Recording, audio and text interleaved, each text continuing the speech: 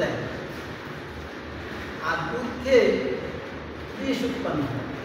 এমন প্রাণী আছে না সমাজে? গাভী কিন্তু ঘাস খেয়ে দুধ দেয়, আর সে দুধ সুপানীয়, আদর্শ পানীয় বটে, কিন্তু সাথে যদি পান করে তার থেকে আমরা ভালো কিছু আশা করতে পারি? তাহলে তার স্বভাব, আচরণ, তার বিভিন্ন রকমের সাপের যে বই দ্বারা স্বভাব আছে, কামড়ানো তার স্বভাব, সধর্ম নিধান পরধর্ম ভয়াবহ, শ্যানা সধর্ম বিভিন্ন পরধর্ম সংহিতা সধর্ম নিধান পরধর্ম ভয়াবহ।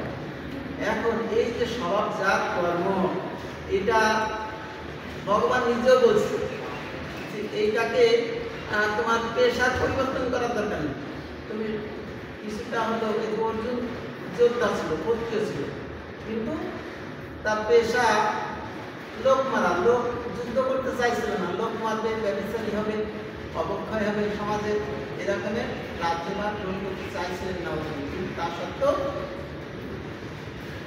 পরমেশ্বর ভগবান শ্রীকৃষ্ণ তার সখা বেশে বলছিল, না, তোমার এটা আছে শাসন করার দায়িত্ব করতে, তুমি যদি এতে লোকক্ষয় হয়, তুমি না ক্ষত্রিয় ক্ষয়কারী, তা সত্ত্বেও প্রজা পালন তোমার করতে হবে, তোমার উপদেশ সবাই গ্রহণ করবে।